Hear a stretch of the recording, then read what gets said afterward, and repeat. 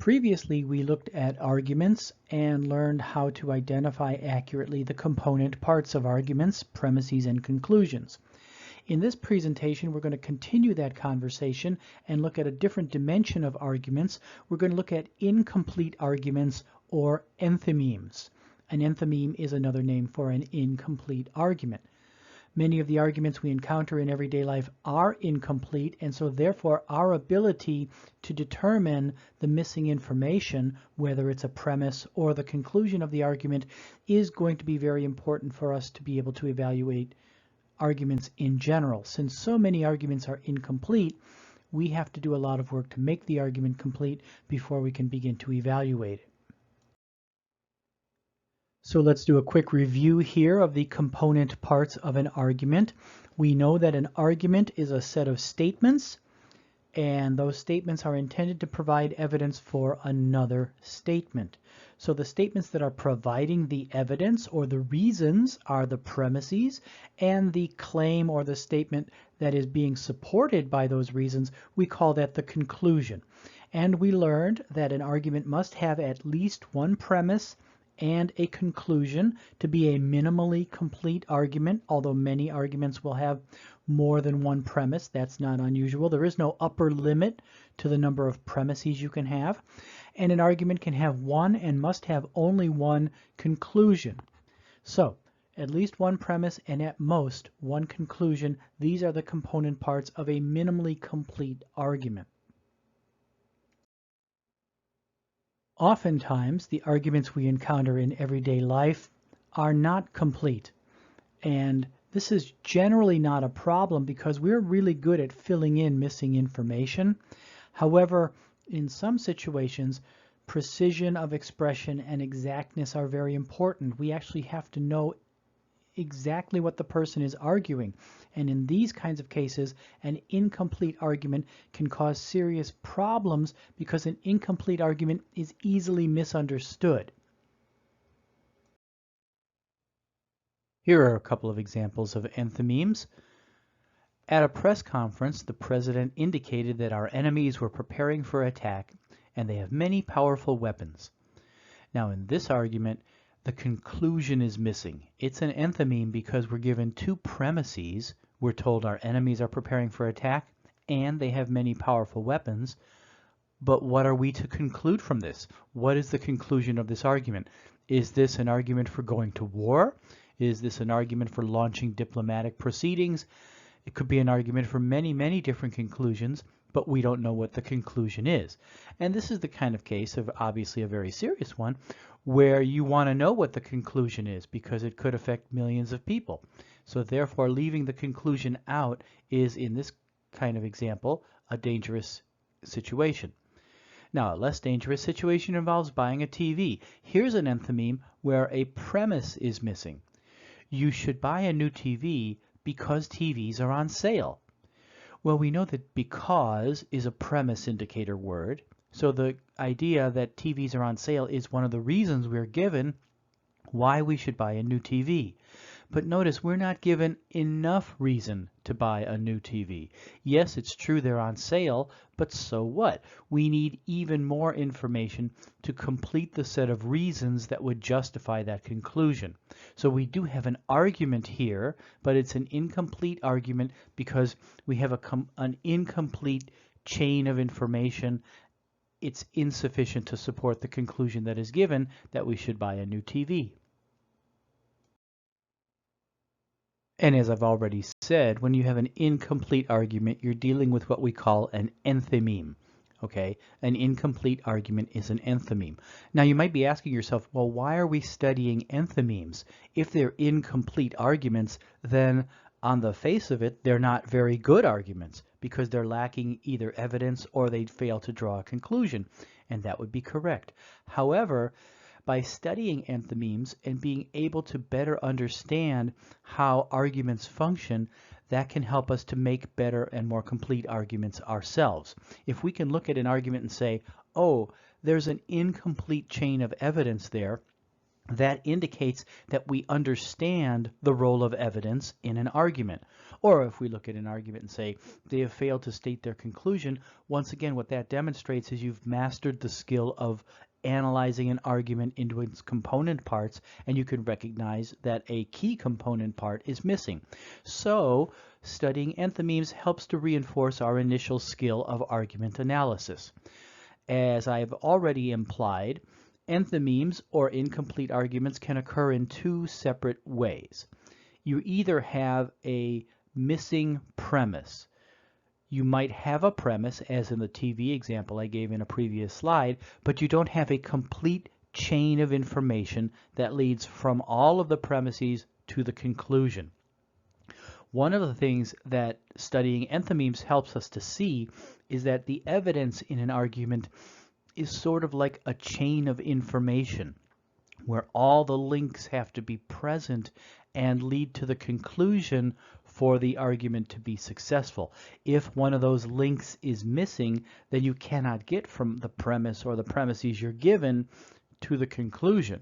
You have to fill in that missing gap. Similarly, an argument can have a missing conclusion. This is very common, actually, because oftentimes people making arguments feel that perhaps their conclusion is so obvious it might be insulting to the person hearing it to spell it out for them. And that might be the case sometimes in certain innocuous situations. However, if you don't state your conclusion, then you run the risk that the person hearing your argument draws the wrong conclusion, and you lose control of your argument. And so since we want to be in control of the information that we are presenting, it is best to state your conclusion and therefore have a complete argument with all the pieces in place. So an enthymeme is not a very complicated idea, and this is not going to be a very elaborate discussion. An argument must have a premise at least, leading or supporting a conclusion. If it's missing one of those, it's not a complete argument. If it's missing a necessary premise, then you don't have a complete chain of evidence. If it's missing the conclusion, then you have a conclusion that isn't there, and that's a key component part of the argument. So the argument can be incomplete in one or the other of these ways. And what I'm going to focus on in the remainder of this presentation are some examples and some tips you can follow to help you identify these missing pieces of information more completely and more accurately. Just one last final note here. You can't be missing both. You can't be missing the conclusion and a necessary premise, because then you've basically got virtually nothing, right? So you have to have at least the bare bones of an argument for the argument to be incomplete. There is one very important point that I do want to emphasize before we go on to the examples, and that is that an argument is a connected chain of reasoning. The evidence or the information that is being presented in support of the conclusion is not just some random collection of statements. Rather, these statements are working together. They reinforce each other, and they reinforce the conclusion. That's why they're able to provide evidence. And so, if a key piece of this link or chain of information is missing, then the argument cannot be successful because it's incomplete. And by definition, an incomplete argument is not a successful argument. This doesn't mean it's a bad argument necessarily. It means it's missing important information. When we're evaluating arguments which are incomplete, we simply can't dismiss them because they're incomplete, but it places upon us an added burden that we have to fill in the missing information. If someone doesn't state their conclusion, for example, well, that puts on us the burden to figure out what they're actually arguing for. Now, that's a problem, as I mentioned earlier, because we may not conclude what they want us to conclude, or they may not conclude what we're trying to conclude if we leave our argument unstated. So we have to keep in mind that when our conclusions are unclear or when our premises are gappy and not complete, then we run the risk of not being understood. So now that we've covered some of the theoretical ideas surrounding incomplete arguments, it's time to look at a few brief examples to help reinforce the ideas I'm trying to teach you here. So here is an example of an enthymeme, and your job is to think about what's missing from this enthymeme. All genetically modified plants can be patented, and pesticide-resistant wheat is genetically modified. So the question is, what's missing here? And I'll give you a couple of seconds to think about that.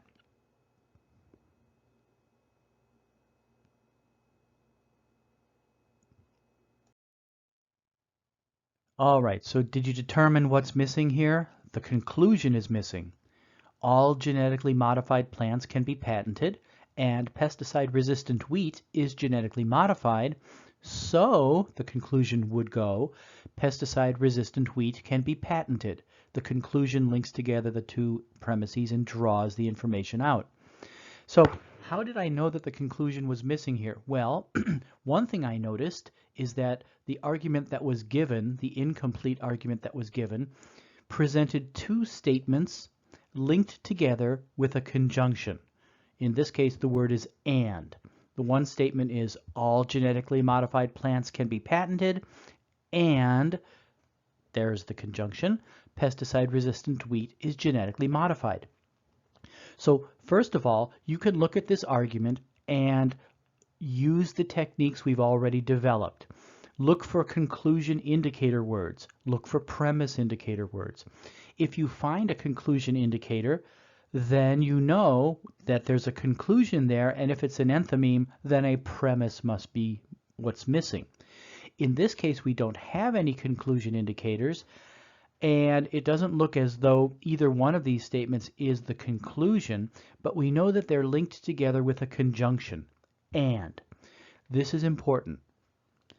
Since these are linked together, these two statements, by the word and, that implies that they're performing the same function in the argument that's presented.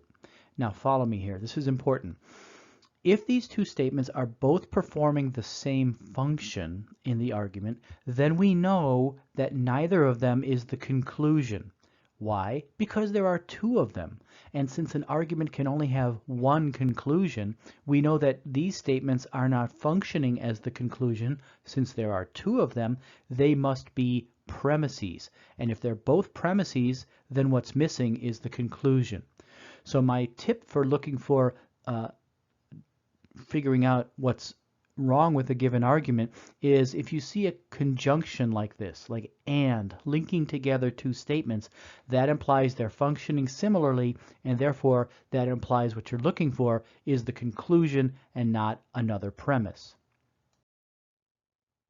Okay, so here's another example. You want a safe and reliable car, so you should buy a Honda. What's missing here? I'll give you a few seconds to think about it, and then we'll analyze this example.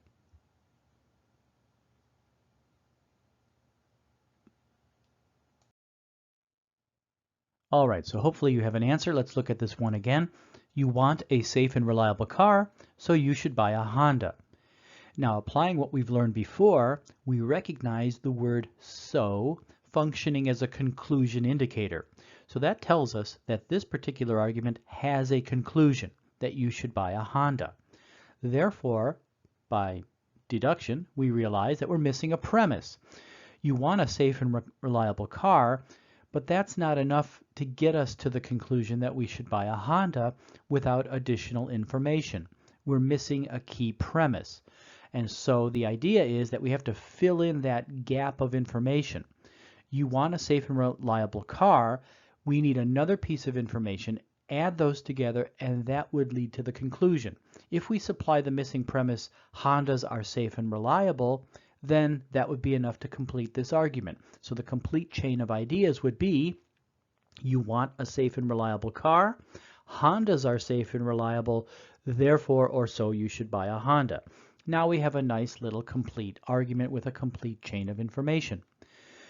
One thing you should note when you're called upon to supply the missing premise or the missing conclusion, don't worry so much about seeking an exact formulation. The key idea here is the information that is conveyed, not the exact same chain of words that I'm giving you as my examples. You might have come up with, for a safe and reliable car, you want a safe and reliable car. Um, well, Hondas are known to be safe and reliable, therefore you should buy a Honda. That would work just as well. It doesn't have to be the exact set of words I'm giving you, but something that conveys the idea that links the thoughts together in the premises. So I'm sure you've got the idea now. Let's just do a couple more examples to reinforce this. Larry Underwood is a talented singer. After all, he's won several Grammy Awards. So take a few seconds, try to figure out what's missing here.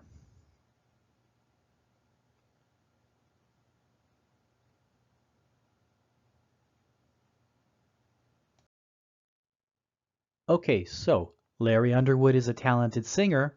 After all, he's won several Grammy Awards. When we look at this potential argument, we notice there are no indicator words. And when we don't find any indicator words, our initial hypothesis is that the conclusion is likely to be the first statement. In this case, the first statement is, Larry Underwood is a talented singer. Now, if that is the conclusion, the remaining statement or statements should give us a reason to think that. Why should we think that Larry Underwood is a talented singer? Well, the next statement says he's won several Grammy Awards. So Larry Underwood, having won several Grammy Awards, is presented as evidence that he's a talented singer. But we need more information. We need an idea that links together winning a Grammy with being talented. And that's the missing premise we seek. Talented singers win Grammy Awards, or something along those lines. When we put all these ideas together, then we have a complete argument. Larry Underwood is a talented singer. After all, he's won several Grammy Awards, and talented singers win Grammy Awards. So you can see, therefore, it would follow that he is a talented singer. Okay, so hopefully you're seeing the idea of an argument as a linked, connected chain of ideas. And this is just reinforcing the basic ideas we've learned about what are the component parts of an argument. The better you get at identifying what's missing, that means you're getting better at identifying the parts of an argument. All right, one final example. The corporate income tax should be abolished because it encourages waste and high prices. What are we missing here? A premise or the conclusion?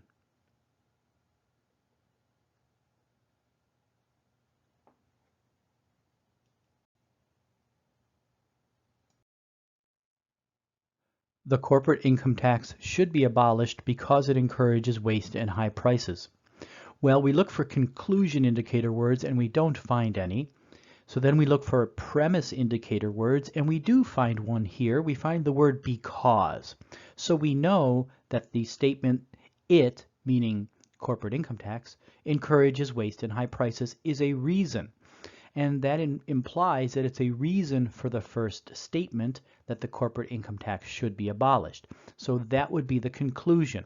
So we have a conclusion and we have a premise. So therefore we know that what we're missing here is another premise. Something along the lines of anything that encourages waste and high prices should be abolished. Now let's put the whole thing together. Anything that encourages waste and high prices should be abolished. The corporate income tax encourages waste and high prices. Therefore, the corporate income tax should be abolished. When we supply the missing information and slightly reorganize the argument, you can see very clearly it's a chain of connected ideas. So at this point, determining what's missing should be fairly elementary. You're using the ideas we've already established for identifying the parts of an argument. That helps you to figure out what's missing, and then you have to think about how you would supply that missing information. I'm hoping that by now this is fairly simple for you. If you find, however, that you're not understanding this exercise, that's an indication that you need to go backwards before you go forwards. That implies that you don't fully have a sound understanding of what an argument is, and it might be a good idea to go back to the presentation on what is an argument, reinforce and practice those ideas, and then come back here, and hopefully if you go through it again, it should be fairly simple to figure out what's going on with these incomplete or incomplete arguments or enthymemes. This material often requires reinforcement. There's nothing wrong with going back and reviewing, and that's the nice thing about an online class is that this lecture will be there forever, so you can review it over and over again, and I know you're dying to do that, so I'm going to let you go ahead and finish up this lecture and get on to the exercises. All right, so now it's time to practice, and in the module I have some practice exercises on enthymemes or incomplete arguments that you should work through, and I've also provided an answer key. After you've finished the exercises, you can check your results. Keep in mind that if you're supplying a missing conclusion or a missing premise, your answer does not have to be literally word for word the suggested answer given in the answer key. It should be sufficient if it merely expresses the same basic idea. One thing I do want to mention, because I've gotten several questions about this, is that you're not going to be turning in these practice exercises. My assumption is that since you're in this class, you want to learn. And if you want to learn, you will do the exercises, and there's no need for me, therefore, to collect them. I'll figure out whether or not you've mastered the skills I'm trying to teach you by the results of the quizzes and the exams, and that's sufficient for me. Nevertheless, you should always do the exercises, and in many cases, you should probably do them more than once to reinforce the ideas. So I don't collect them, but I'm happy to look them over, and I'm always happy to answer any questions you might have along the way. So if you have any questions on any particular exercise that you would like me to consider more, you can always post your questions in the questions forum or send me an email, and I will do my very best to explain the situation and hopefully bring some clarity to it. All right, so on to the exercises.